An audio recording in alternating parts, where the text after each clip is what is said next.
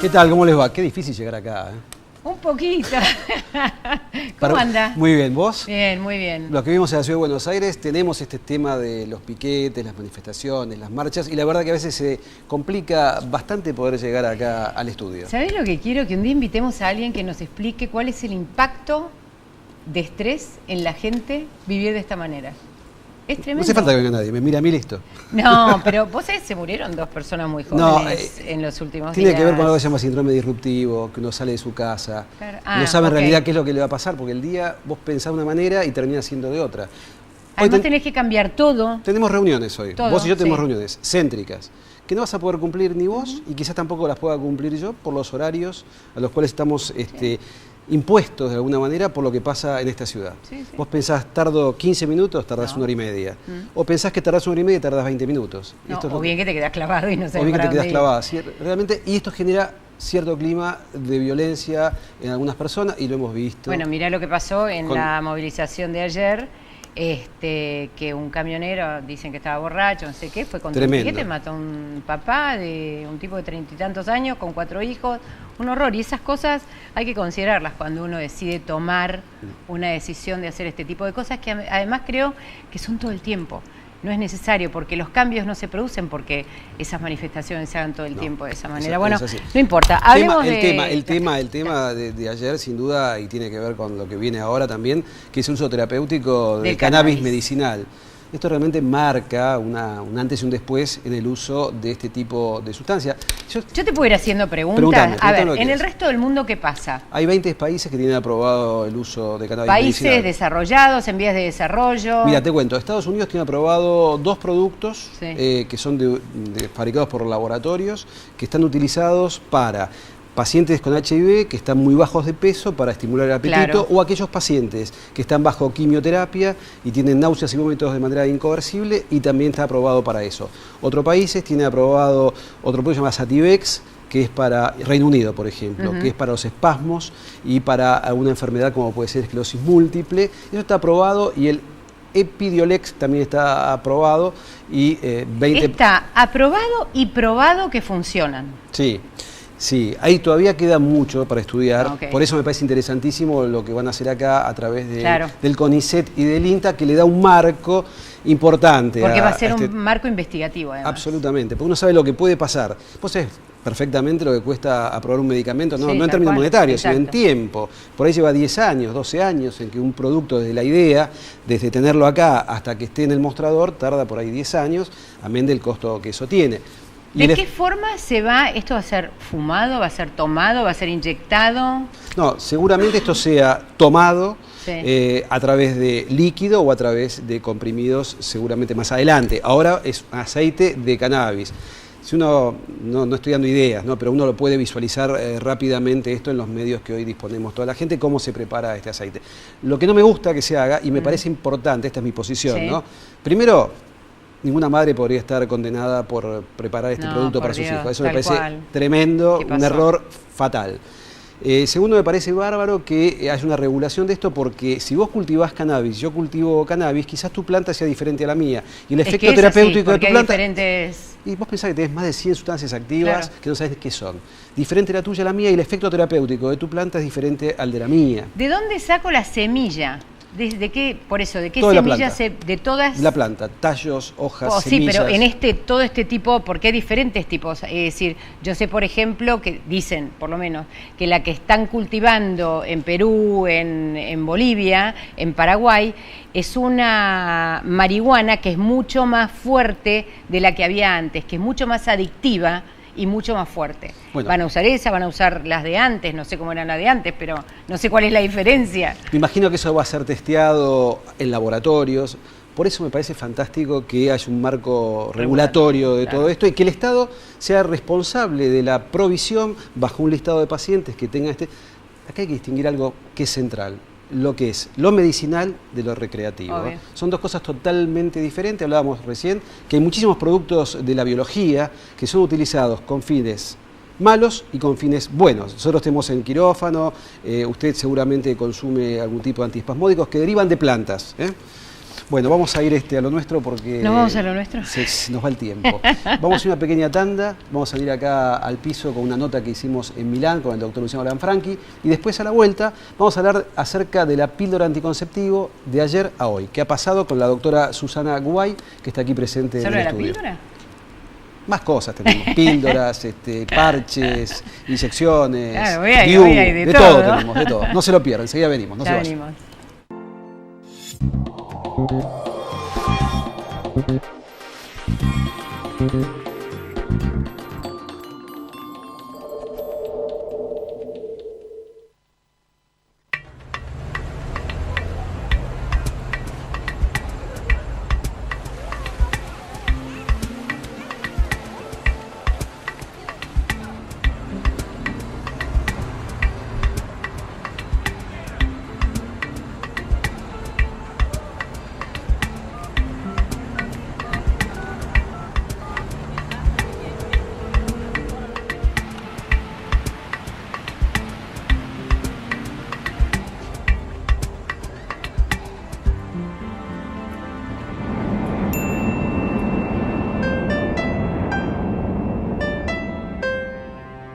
Ciensa Argentina, el aliado estratégico de las prestadoras de salud de primer nivel. Excelencia en distribución, venta y gerenciamiento de medicamentos para tratamientos oncológicos, HIV, trasplantes y terapias especiales en general. Garantía de trazabilidad farmacéutica con certificación ISO 9001-2000. Ciensa Argentina, la salud es nuestro compromiso. Hace más de 30 años, trabajamos e invertimos para equipar y modernizar las instalaciones de nuestros centros de salud, para que todos los trabajadores hoteleros y gastronómicos del país puedan acceder a la más completa cobertura médica. Padre primerizo, ¿no? ¿Y qué fue? ¿Nena o nene? Oxudra, la misma pasión de ayer, el mismo compromiso hoy.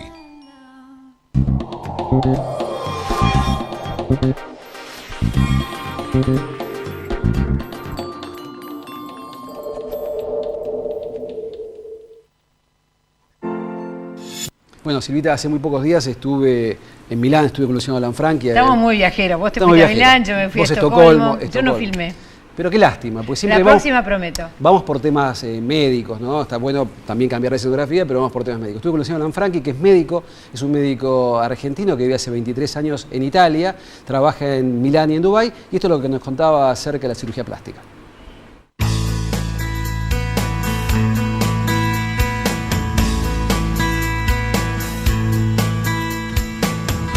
Bueno, estamos aquí en la clínica Columbus, vamos a ver al doctor Luciano Lanfranchi, un médico argentino que trabaja aquí en esta clínica en Milano, en pleno corazón de Milano, y además también trabaja en Dubái. Nos va a contar acerca de las tendencias en cirugía plástica y reparadora en Europa, en Asia y también en la República Argentina. Vemos las notas. Bueno, Luciano, estamos en la capital de la moda, del diseño, también tiene que ver con la cirugía. Vos trabajas acá, en Milano, y también trabajas en Dubái. ¿Ves alguna diferencia entre la idiosincrasia, la mentalidad de la mujer y del hombre latino con respecto al hombre europeo, a la mujer europea o asiática? Bueno, mirá, Guillermo, generalmente, digamos, hablo de lo que es la realidad italiana, ¿no? Donde llegaron un poquito más tarde, ¿no? En los últimos 10 años eran los que más miedo tenían, ¿no?, de hacer, ¿no? A diferencia de lo que puede ser todo Latinoamérica, Norteamérica, donde el concepto de belleza y de curarse, de atenderse, de mantenerse bien, está mucho más, digamos, evolucionado, es mucho más frecuente, ¿no? Pero generalmente es esa la diferencia básica respecto a eso, que en Medio Oriente, por ejemplo, es mucho más aceptada. Es mucho más tipo latina, ¿no? Como si lo quisiéramos, digamos, comparar. ¿La idea de belleza es diferente de la mujer latina a la mujer asiática, por ejemplo? Bueno, digamos que la mujer latina es una cuestión también de formas distintas, ¿no? El objetivo de cualquier cirujano plástico, quien trabaja, digamos, con la belleza, etcétera, es respetar los cánones que están. ¿no? Mejorarlos, pero tiene que ser siempre algo muy balanceado y muy, digamos, natural, ¿no? Que es completamente distinto entre lo que puede ser la parte latina y, no sé, asiática y toda esa parte del mundo, ¿no? Donde hay otras proporciones, otras formas y otras... Hablamos de mujeres, pero también vamos a hablar de nosotros los hombres, ¿no? Claro. Hay una tendencia a nivel global de que el hombre comience a cuidarse, comience a manejar su estética, implante capilar, rellenos, estiramientos, adiposidades localizadas. Sí, eso sí, más que nada, ¿por qué? Porque cuando tenés toda la evolución, digamos, tecnológica y todo, hoy podés ofrecer un montón de servicios, un montón de tratamientos que 15, 20 años atrás eran mucho más agresivos, ¿no? Así que todo lo que es relleno, fillers, toxina botulínica, botox, etcétera, ¿no? Es muy, muy importante y el hombre se ha, digamos, acercado a eso. Pero empieza todo en el gimnasio, comiendo bien, que tiene que ser la base de todo, ¿no? Uno tiene que empezar por eso.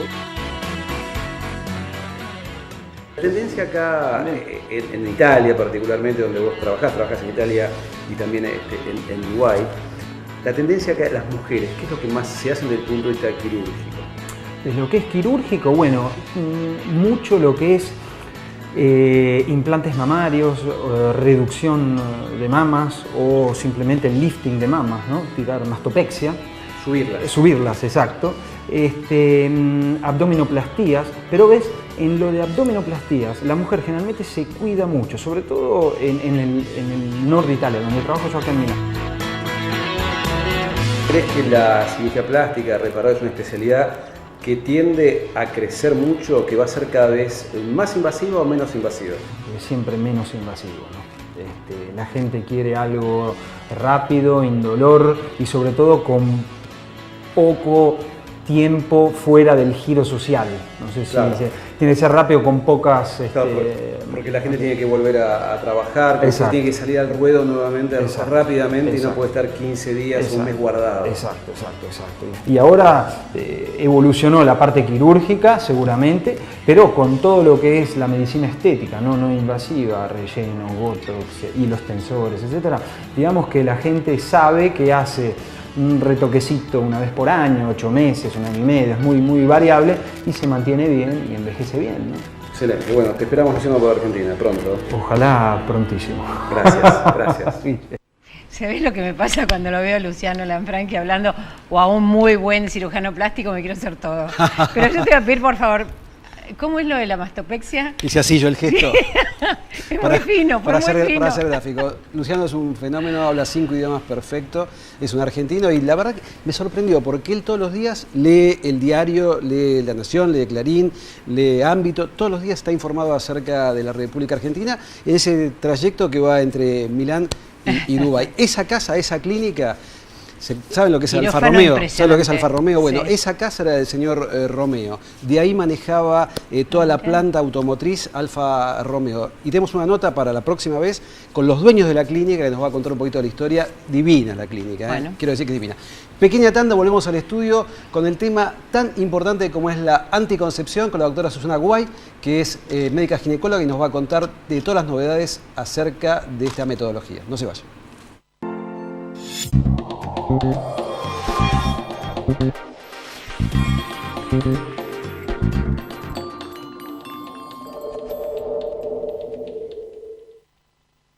Innovación permanente. Vago. Ética al servicio de la salud. Andar. Obra social de viajantes vendedores de la República Argentina.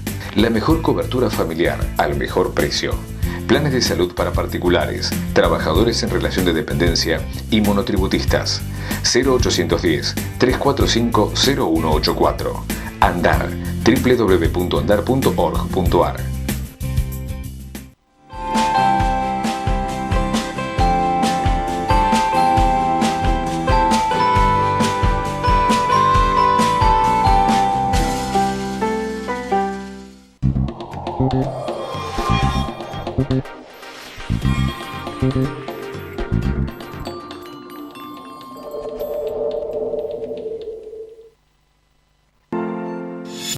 Hace unos años hubo una publicación en una revista muy importante, el British Medical Journal, acerca de los 15 hitos más importantes de la medicina moderna, entre ellos la píldora anticonceptiva en la década del 60. Estamos ahí con la doctora Susana Guay, que nos va a contar acerca de la evolución de la anticoncepción en los últimos 60 años. ¿Cómo estás? Hola, ¿qué tal? Gracias por venir.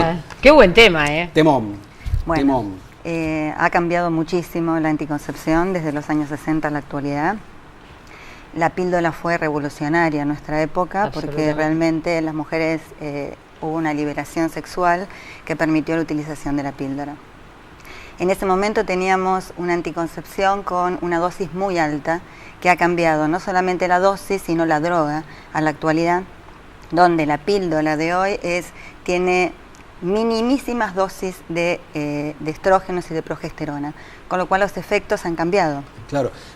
Ahora, seguramente la gente está mirando y dice, ¿pero hay alguna píldora, algún tratamiento anticonceptivo ideal? No.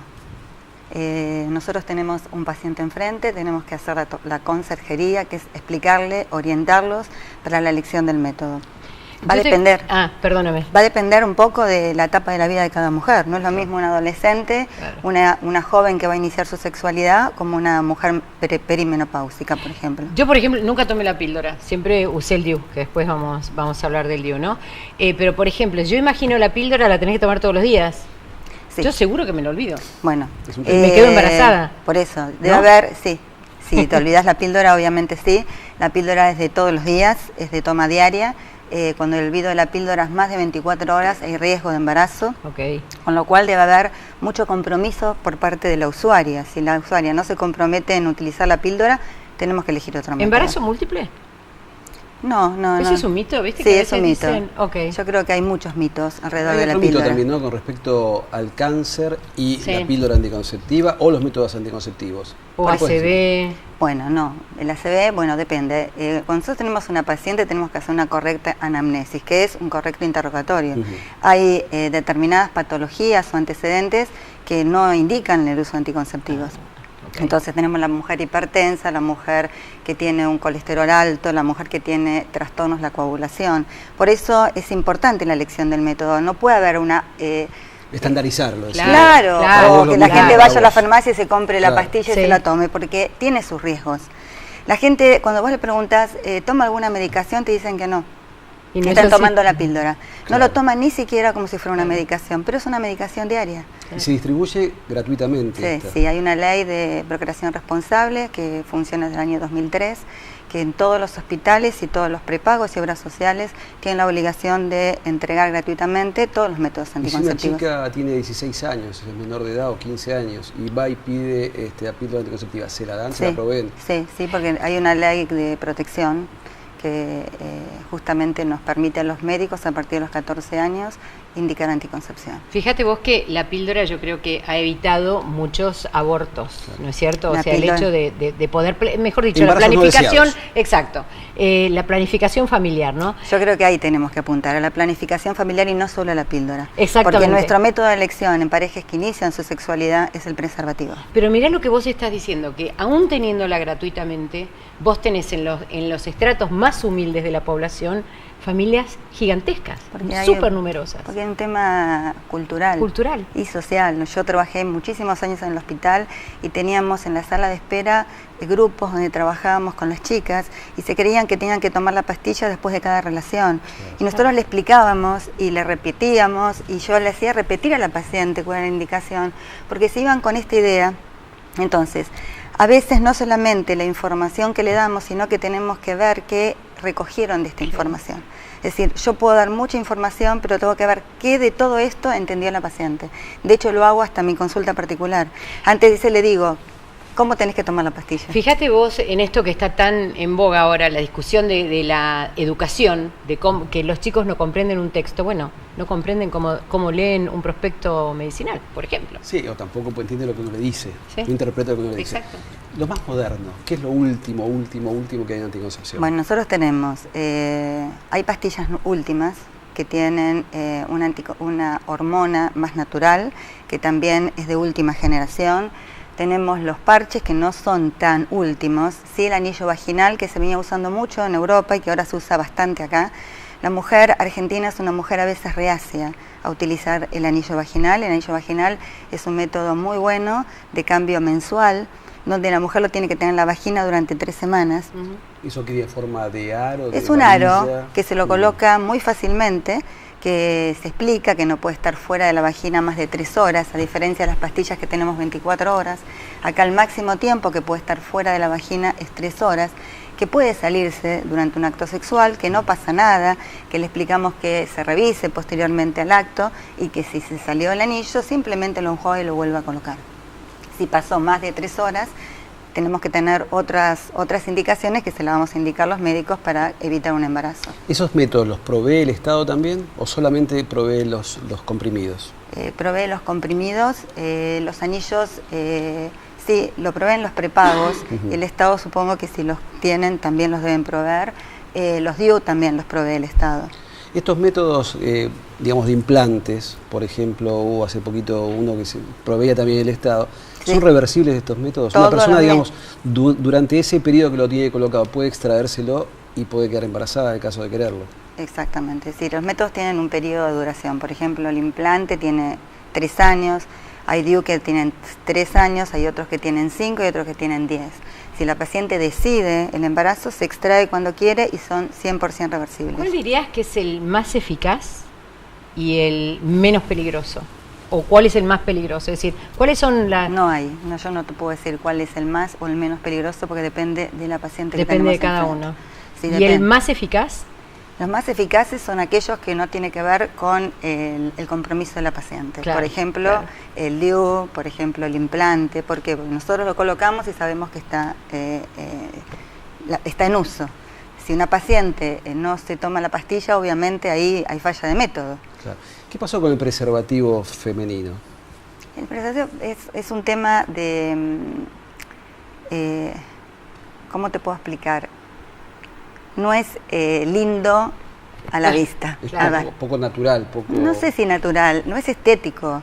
Entonces, ¿qué pasa? ¿Puedes explicar más o menos para que la gente entienda de qué se trata? Se coloca por fuera de los labios y se introduce en la vagina.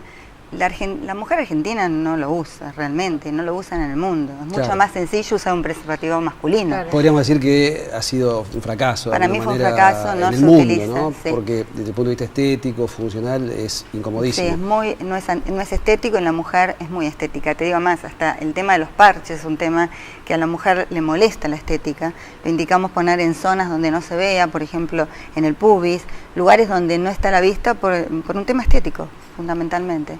¿Y estos parches se utilizan para mujeres muy jóvenes o para mujeres más grandes? Lo mismo, no hay elección. Se utilizan los parches en algunos casos en que nosotros necesitamos evitar la vía digestiva, donde no usamos el anticonceptivo oral por determinadas patologías que es mejor ante uno que sea transdérmico o transvaginal, donde entra la droga directo a sangre y evita el primer paso hepático. La vez pasada entraba la oficina de un amigo mío que es un ginecólogo y ve un cuadro DIU, decía, y muchos tipos de DIU diferentes. ¿Evolucionó mucho esto? Sí, ha cambiado muchísimo. Teníamos los DIU primero que no tenían cobre, después aparecieron los DIU de cobre, que actúan a través de la liberación de cobre, y actualmente tenemos los DIU que tienen, que se llaman endoceptivos porque tienen droga. Es una cápsula con droga, que es una progesterona que se libera solo dentro de la cavidad uterina. ¿Sigue ocurriendo eso? Pues yo ya pasé esa época, de tener menstruaciones mucho más largas por culpa del DIU. Depende, el DIU de cobre es un DIU que tiene menstruaciones más largas, es más molesto porque tiene un poquito más de dolor menstrual y tiene una falla, tiene un 99% de efectividad. En cambio, los DIU liberadores de progesterona tienen una efectividad mucho mayor. Hay algunos que un 50% de las pacientes no menstruan con este DIU y el otro 50% tienen apenas un pequeño spotting. Spotting es como un goteo marrón que a veces es fuera de ciclo, pero realmente la efectividad y el uso ha aumentado muchísimo en el último tiempo. Si una mujer, por ejemplo, tiene menstruaciones muy abundantes o menstruaciones dolorosas, ¿está indicada algún tipo de anticoncepción? Sí, específicamente si no tiene contraindicados los anticonceptivos orales es la indicación. El anticonceptivo oral regula el ciclo, disminuye la menstruación, disminuye el dolor menstrual, inclusive Cuando me hablaste de la parte oncológica, el anticonceptivo oral se indica como preventivo en carcinoma de ovario, en pacientes que tengan antecedentes o que tengan quistes a repetición, como que no es todo malo el anticonceptivo. La gente, cuando vienen las madres te dicen, pero le va a hacer mal, le va a salir pelos, toda esta cosa. Lo más importante es darse cuenta cómo uno definitivamente tiene que ir al médico. Es el médico el que junto con la paciente toma la decisión de cuál va a ser el mejor anticonceptivo que pueda usar esa mujer de acuerdo a la vida que tiene, a la salud que tiene, al cuerpo que tiene.